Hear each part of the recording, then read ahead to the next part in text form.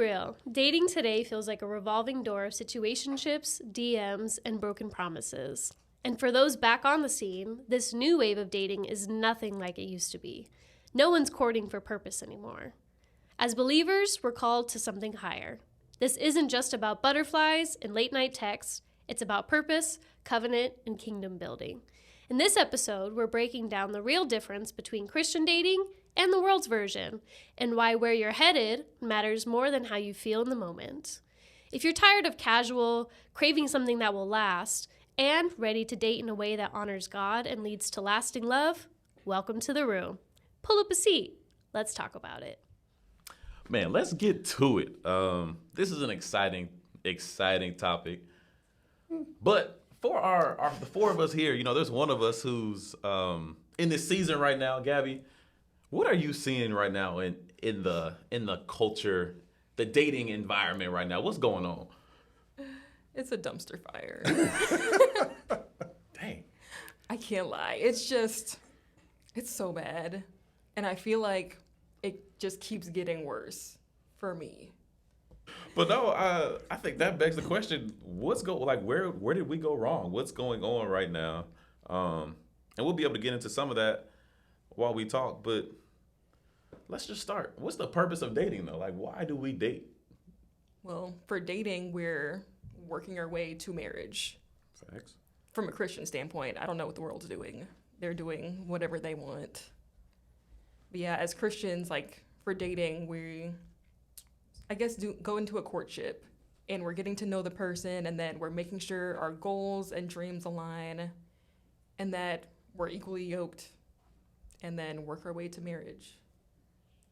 I think during that process too, us as Christ followers have lost the sense of keeping it cordial. I have some friends, and this topic came up, right? When two Christians get together and start dating, they feel that right off the bat it's gonna end in marriage. And so they start crossing boundaries and doing all these sorts of things. And it's like, maybe you should take it, one step at a time. So that's kind of what I've seen lately in having conversations with friends and stuff like that. But as Gabby mentioned, we're going downhill as far as the Christian dating scene. So, yeah, would you say Christians put too much emphasis on like heading towards marriage when they're dating, or maybe not enough? No, I think it's from what I've seen and the friend circle, it's too much emphasis. Granted, that's still our goal at the end of the day, right? Is to work towards marriage, but I think people try to force things too much, which obviously is not beneficial. But they feel like when, I'm a Christian, I'm seeking God, and so is this other person, they're a Christian seeking God. Oh, it's gonna work. It's gonna work. Maybe not. You know what I mean? So I think it's just a little too much emphasis on getting towards marriage. I would also say not just that they're expectant or like putting a lot of pressure on that relationship, but on the flip side, you have people that are expecting nothing less than perfection, like from the people that they're, and I've seen that talked about, specifically the women, right? Like they're expecting like, oh, well, I've waited this long, right? There's nothing that I'm going to set my standards super high, which is fine, have standards and have boundaries. But when you're looking for perfection, even the Bible says that the greatest Christian will be nothing more than filthy rags in the sight of God. And so only God can be perfect. You have to accept your future partner for what they are, which is a sinner, which means that they're going to fall.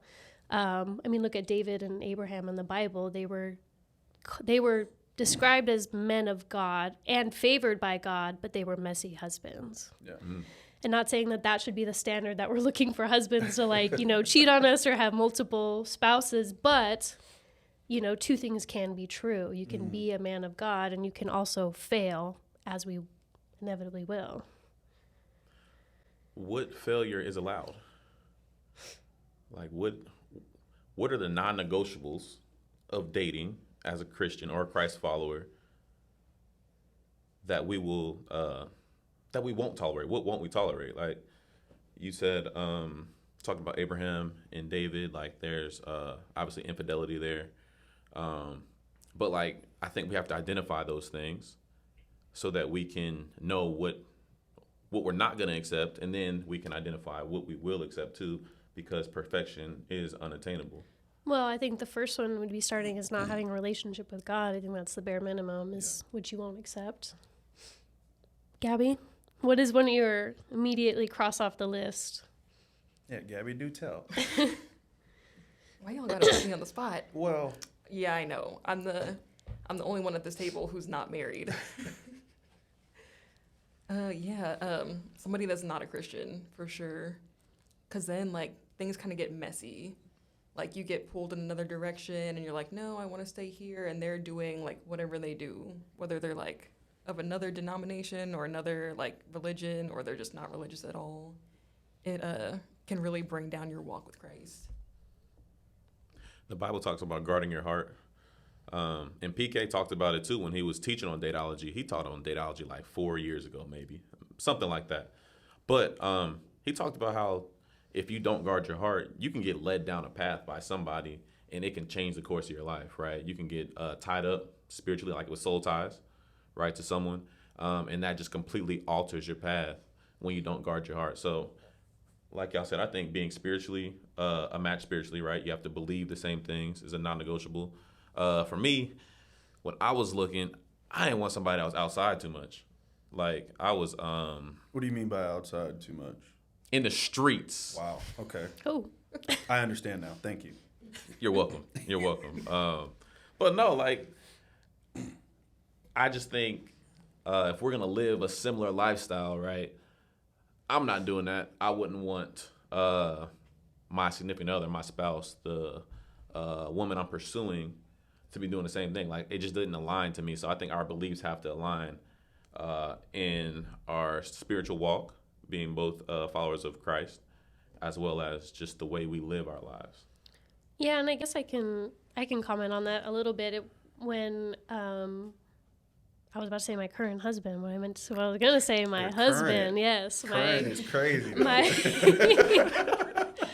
my husband, when we were still dating, it was, even for me, still finding church and like getting used to coming from like a Catholic background, and things were a little bit changing, getting used to that routine and learning ministry. And he was also at the Catholic church, but hadn't been as frequently. And so that was a little bit of a strain early on in the relationship, was how often trying to find the faith and different cadences of how we viewed, church attendance, because church isn't everything, right? Like going to church is really, really important, but in some Christ followers, it's not, it's going to church is not your relationship with God, but it should eventually come out of it. And that was difficult trying to navigate that. And so finding that early on, it's not that nothing can be worked out, but it does put a little bit of a strain on a relationship. You have to work a little bit more at it.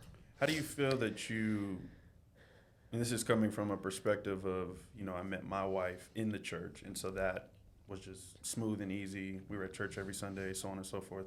How do you feel, I guess I should ask, when did you and your husband kind of work that out? Was it in the dating phase? Was it closer towards marriage, or was it after marriage of when you worked it out of like, okay, this is our routine, we're completely devoted to God, and we're going to be at church on every Sunday?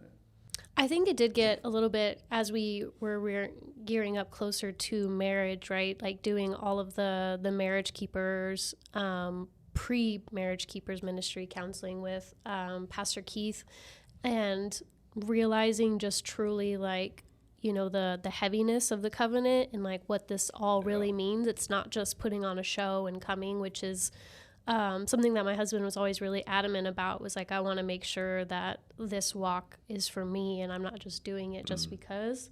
And so realizing the heaviness and how much people at the church were showing up for us, I think perspective started to shift a little bit.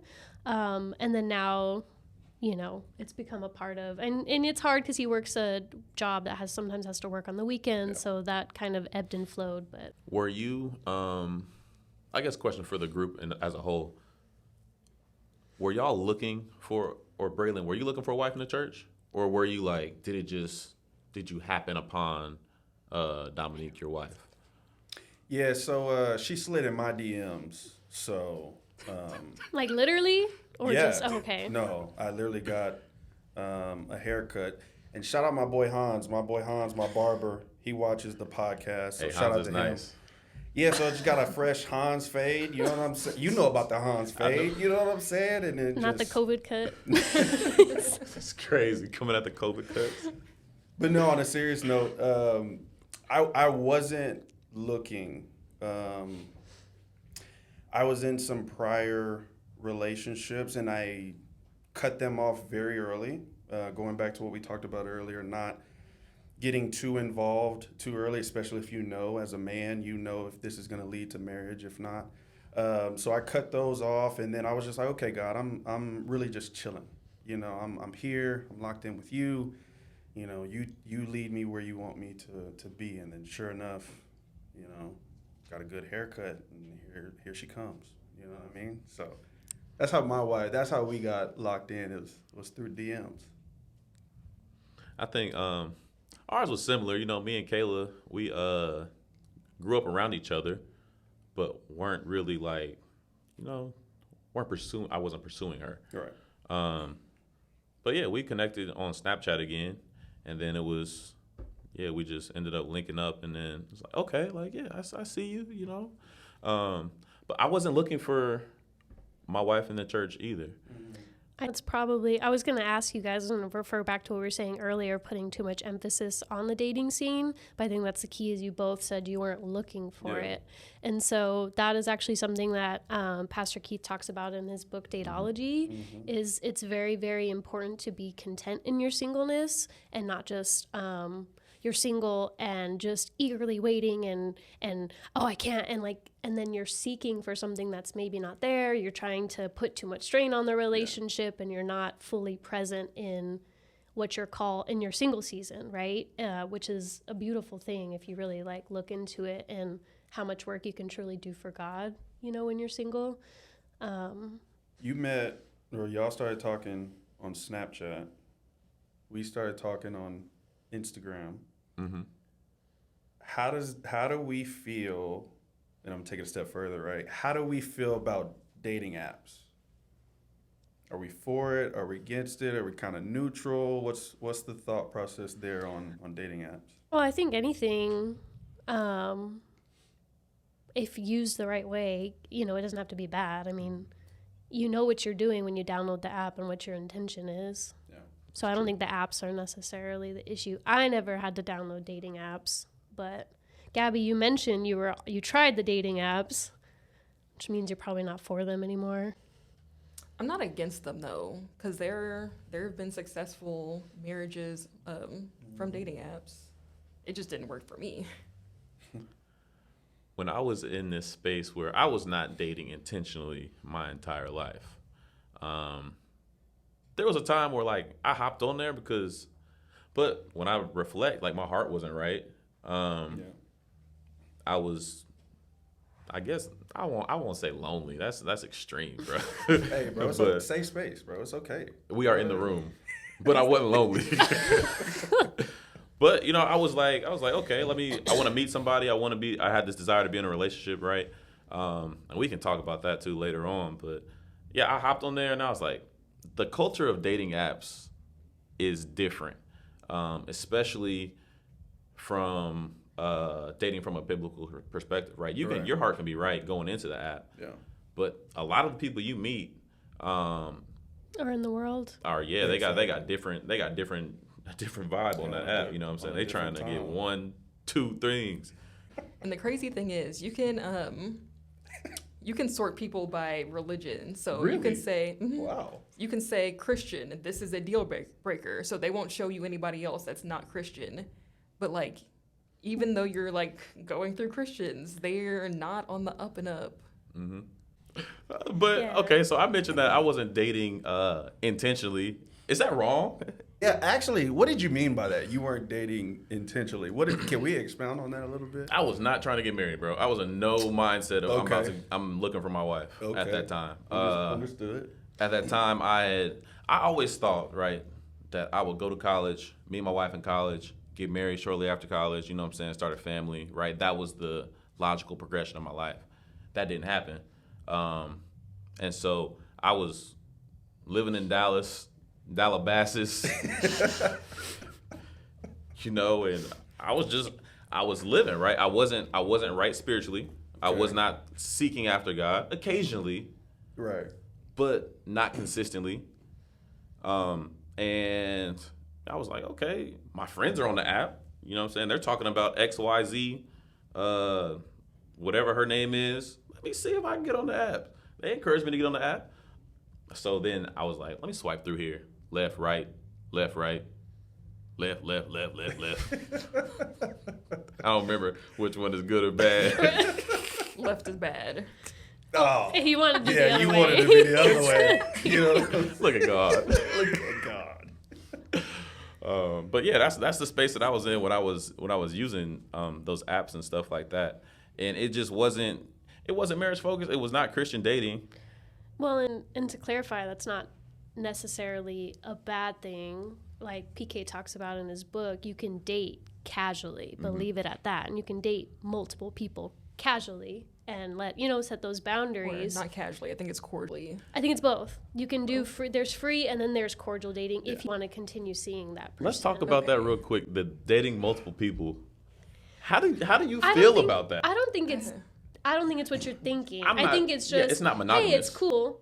Like, I'm going to go out to dinner with you. Yeah. And there's nothing that is, you're not tied to that person. You're like, cool, that was a cool dinner. We got to know each other. Or you go in a group of friends and then you see another person. You're like, yeah, cool, I'll go to lunch with you. Let's go grab a coffee. But there's nothing until you continue to see one person.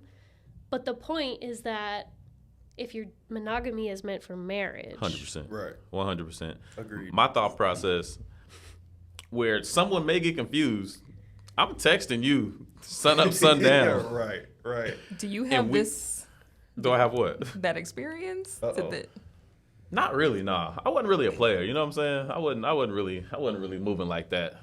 I'm just talking from a male perspective, right? A young male, a 20-something-year-old male, maybe 30, maybe 40-something-year-old male. I'm not going to discriminate.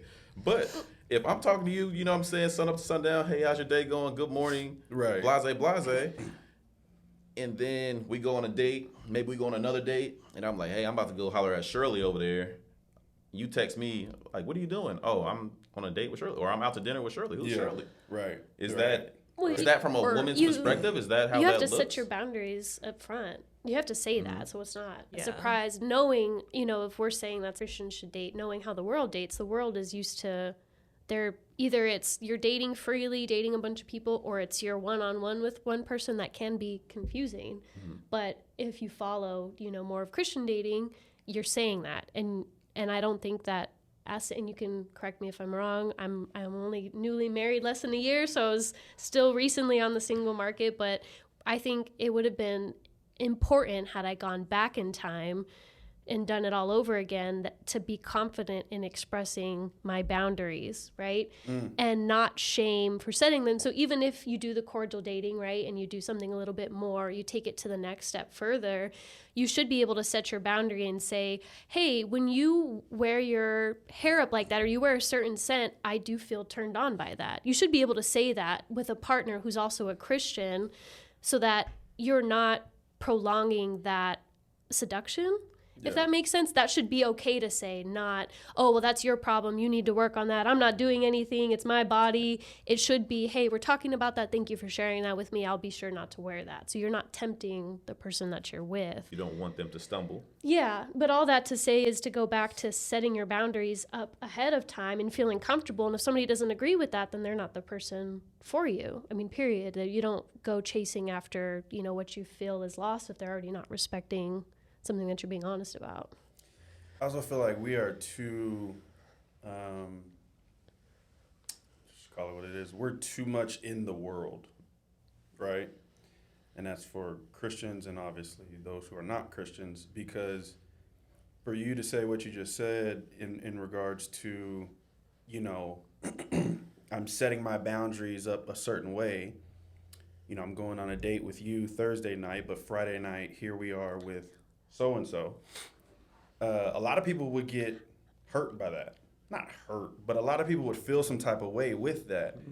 But we can all agree that that's how we're supposed to go into the dating phase as Christians. Still open, not being monogamous, not Right. tied down just yet. But if we're keeping it real, if we're keeping it a buck, we gonna feel some type of way. You know what I'm saying? But that just shows me that we're tied too much to the world, and that's, I think, a problem with Christian dating. And it's also tough on top of that.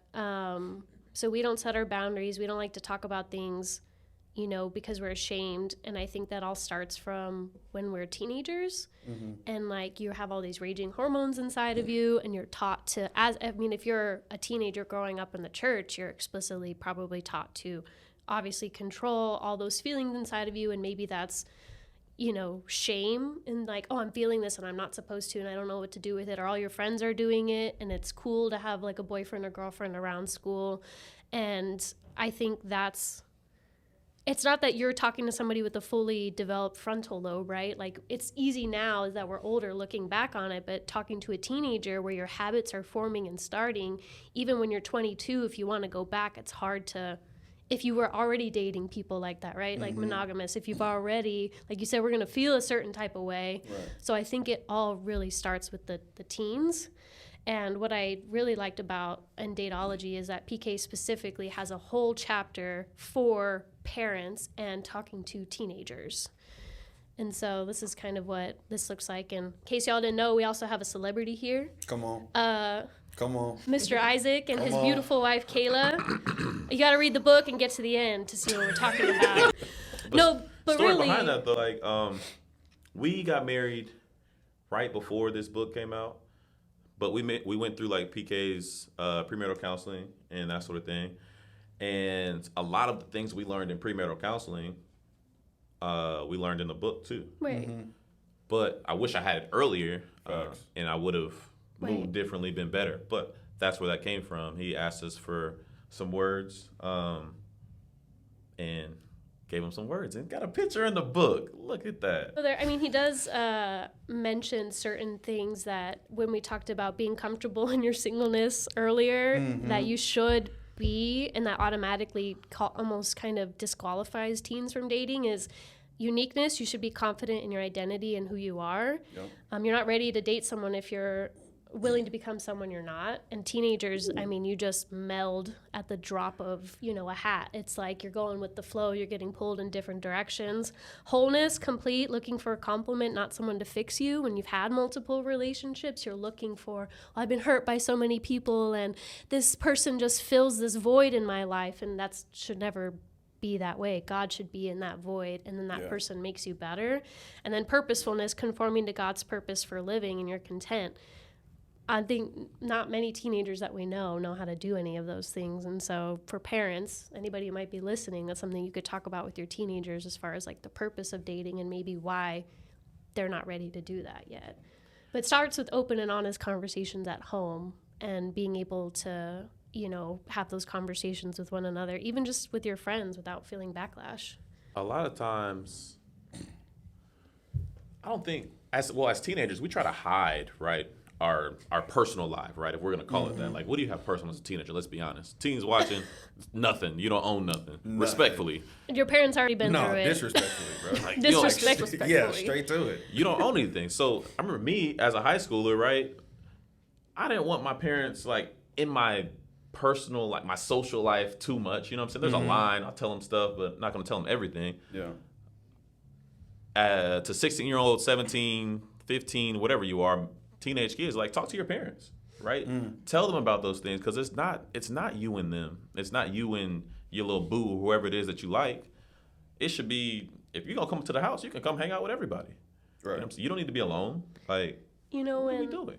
When I was thinking about all that, and that specifically like hiding things, it's like that's a current theme even as we get older. It starts when we're young. As soon as you're a little kid, that's the first thing you have your hand in the cookie jar, and your parents like, did you eat a cookie? And you say no with crumbs all over your face. You're like, you don't even know why you lied. You just did. But it carries, like, even as we even mature as Christians, there's always that lie from the devil that you're not good enough, or that you feel ashamed, or that you have to lie.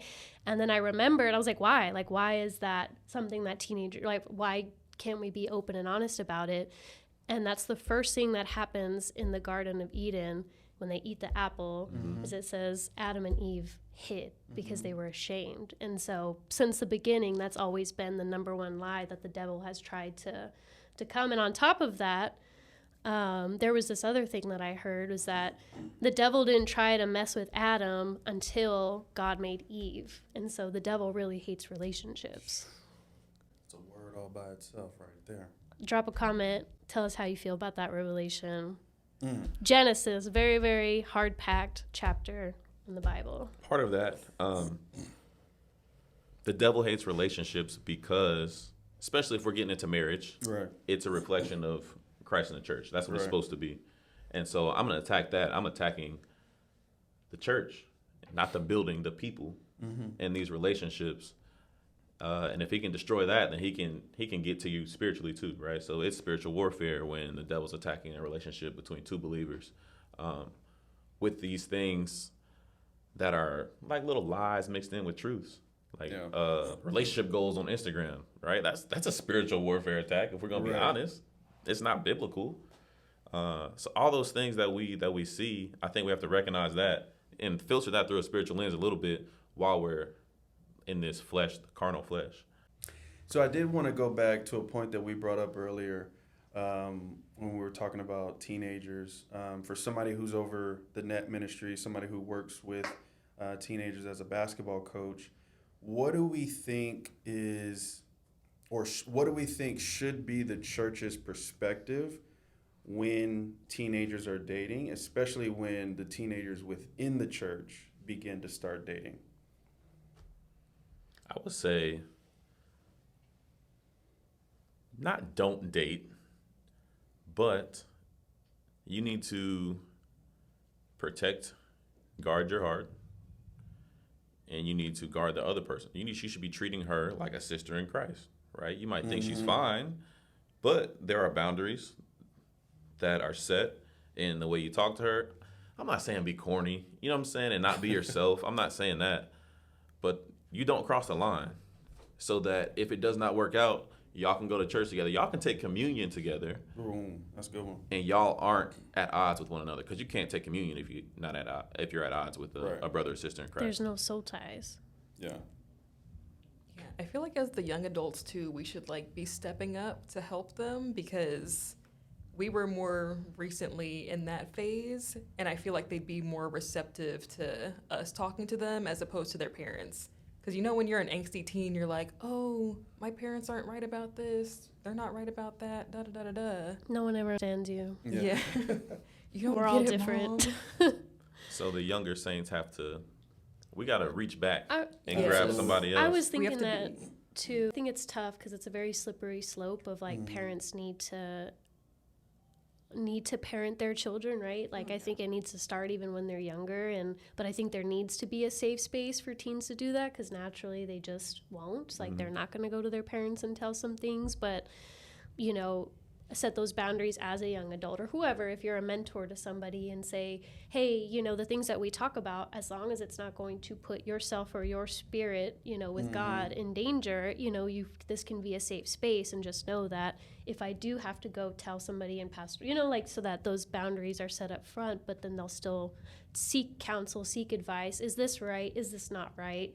Just tell somebody what's going on instead of just looking to the world for advice, because they know that the world won't judge them, right? Like your friends are egging you on, your friends are encouraging you and saying, oh, don't worry about it, girl. Like, you're still a good person, but we all know that that's not what matters. Right. I just really think about just the relationships between Christ followers. That has to remain intact if you are going to pursue someone within the church. So you got to do them right. And we have to do a good job at educating our young adults, our preteens, our teenagers about dating, because they're getting it from somewhere. Like, True. when we were in high school, our friends are telling us X, Y, Z about dating, or, oh, this is how you pick up a girl. You got to have some game. You got to have this, that, and the other. So we have to inform them too. And dating's not in the Bible. That's the hard part, right? So we have to be biblically Bible-based with principles to inform them, so they know the truth from a lie. Speaking of teenagers and young adults, those are the two, and maybe even some older, honestly, but the two groups that are known to throw around the word love a lot. And so let's go ahead and watch a quick clip of Pastor Keith. Refrain from the word love. Yes, that's it. Keep it a friendship. Listen now, you tell them up front, love, confessing love comes only with a proposal for marriage.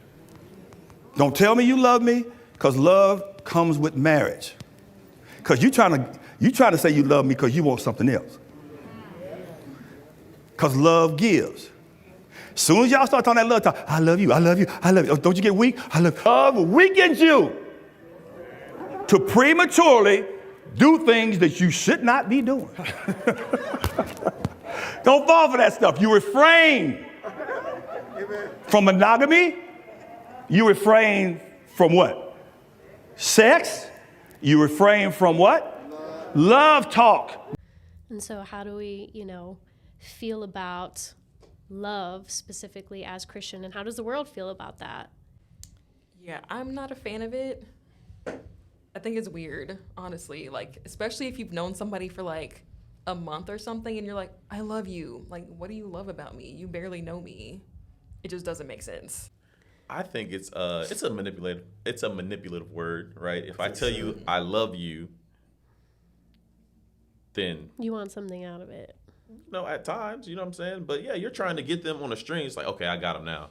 Though, what are we trying to get at by saying I love you early?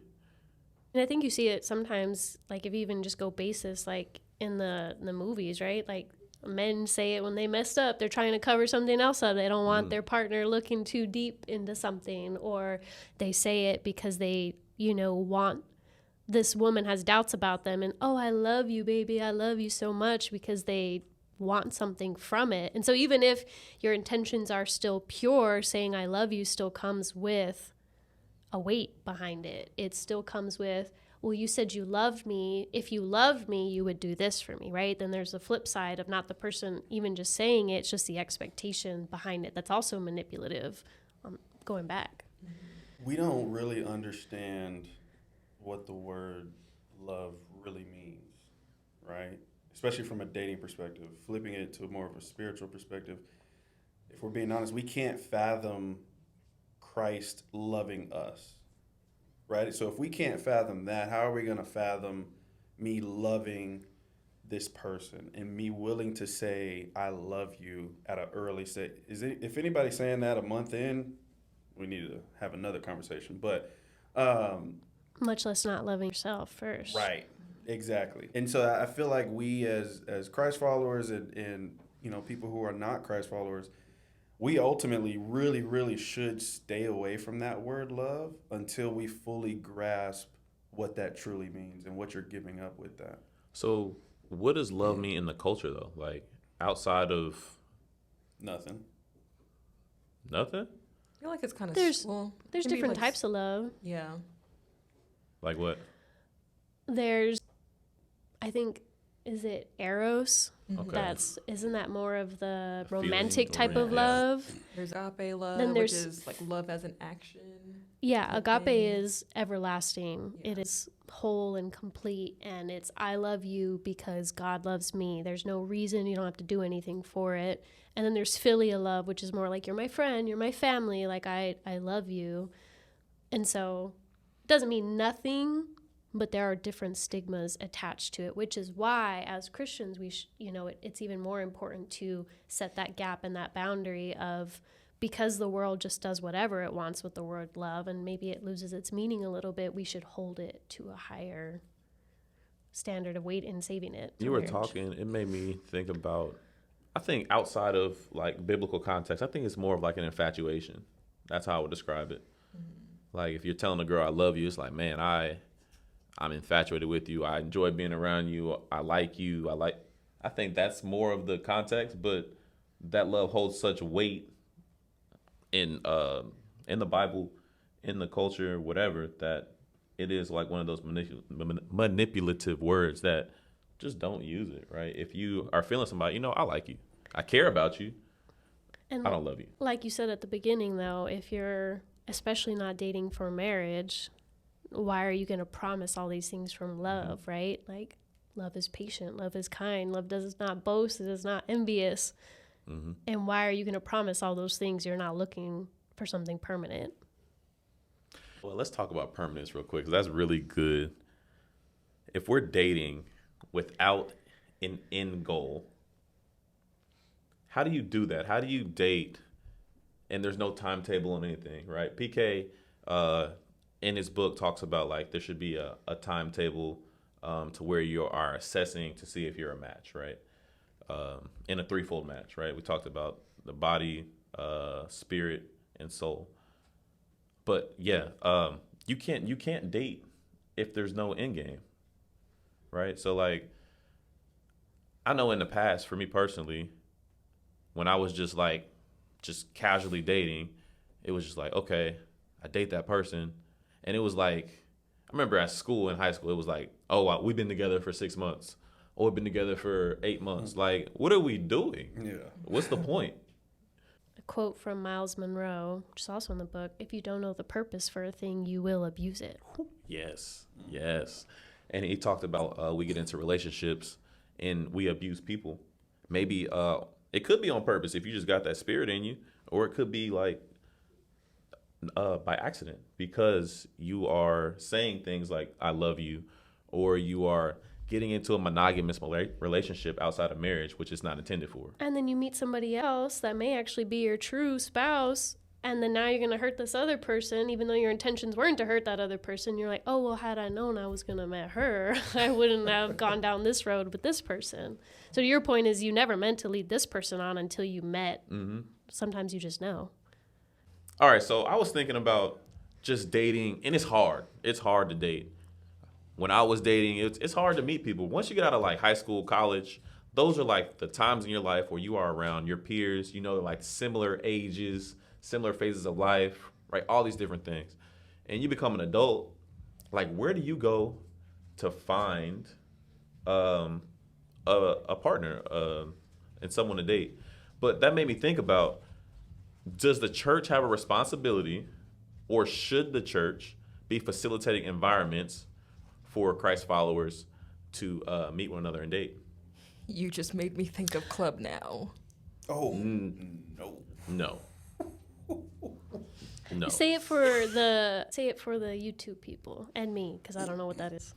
So we tried to have like I think I was in middle school. Who's we? And Wow. y'all were in high school.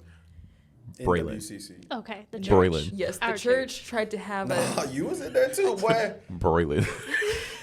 the church tried to have a night where it was like a club type setting, but a Christian club setting for like the, teens to hang out. And yeah, that's pretty much it. You were there? That's Gabby? not. I was there. I don't remember. I I don't think remember there. the intentions are there, because when you are a Christ follower, where are you supposed to go to have fun? I mean, there are some late night coffee shops that are open till 11 now, which is like more my game, just like go and have coffee. But you can't go to someone's house and hang out, because that's gonna, So I think the intentions were there. But to answer your question, I think it depends, and it has to be handled right, because then you could put too much emphasis on like people's singleness. But then again, facilitate the reasons why, right? Like you can have something, you can have an event, you could host a multi-church, right? Like meet up somewhere out in the world. Maybe, I don't know what that looks like, but you could. So if we're saying as Christians, as Christ followers, we should not be unequally yoked. And we should be pursuing someone who is on the same track as us, living a similar lifestyle. Where do you go to meet them if it's not in an environment where there are other Christians? I think I just got lucky. I mean, it wasn't luck, it was God's divine design, right? It's a conversation for another time. I think it's just in this generation, it's hard to meet people in general, not just romantic partners. It's hard to make friends when you're out of school. But It's just a hard. I mean, that's a space where all that stuff can happen, right? Just because you're dating someone, that doesn't mean that they're a potential marriage partner, right? Or husband or wife. It could be a friend. You're like, oh, you know what? She cool. She the homie.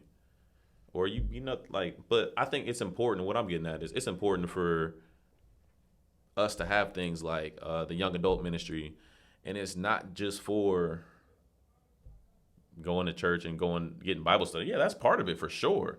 But you can be in that room looking around a little bit, see what's going on, and maybe that turns into something more. And even stretching it outside of our church. I think you mentioned how maybe it's having something inner church, right?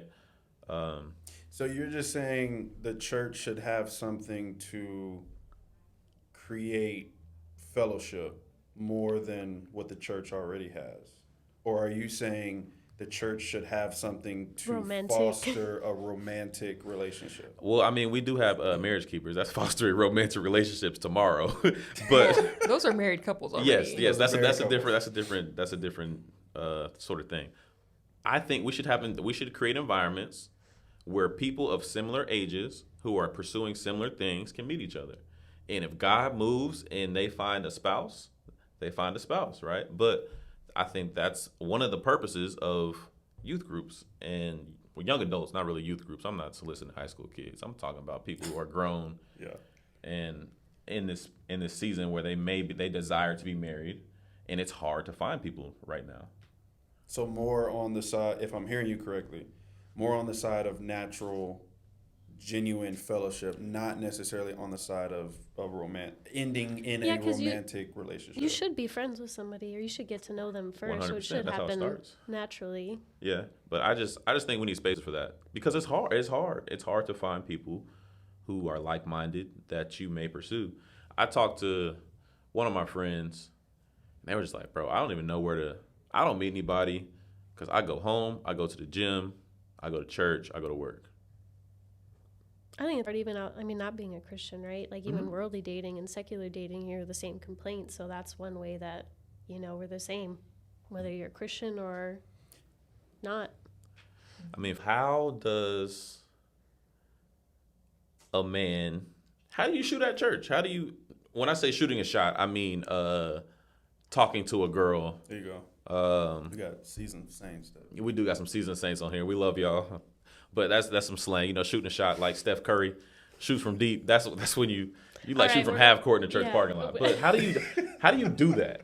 Like, how does one, for some of our gentlemen out here, who may be single, maybe listening, right? How do you go about respectfully? Because you just came out of church, you're in a spirit of reverence. You're at the church. How do you do that when you also see somebody that's like, oh, she fine? It's a great question.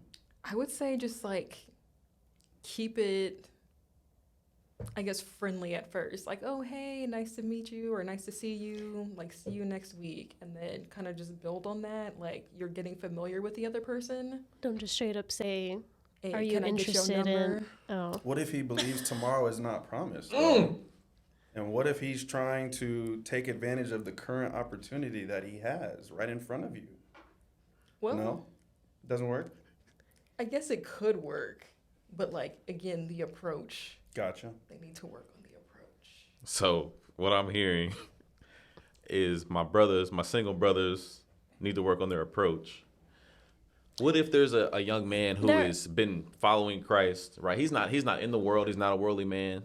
So he hasn't been pursuing women, and he hasn't really like got a lot of reps at that to make. Look, you could be Christian or in the world, and you could still need to work on your game. I don't think that's just a Christian. Look, you could be in the world and not dating a lot of women and still be rusty. 100%. You still gotta work on it. So where's the grace for that man? There's Come on, bro. Thank you. Look, she was the practice shot, and it didn't land, and maybe he worked on his game and it got a little bit better. So a couple different things that we were talking about today, mainly about dateology, dating in the church, dating in the world, and the different challenges that come with that all around.